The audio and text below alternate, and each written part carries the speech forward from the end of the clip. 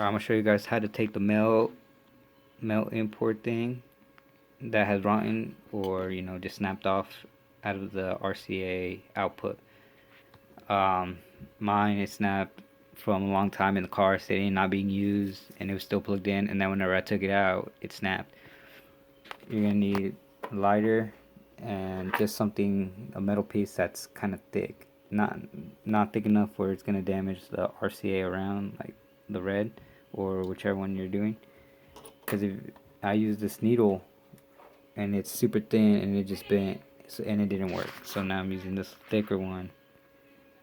It's not touching the outside. It's just right. You're gonna heat this. Just gonna heat up the metal part.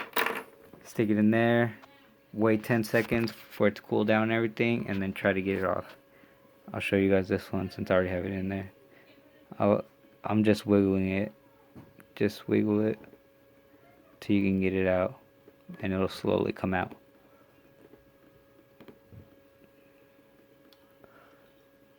Because whenever I try to pull on it felt like it was gonna just the metal needle thing was gonna come out. So just doing it like this.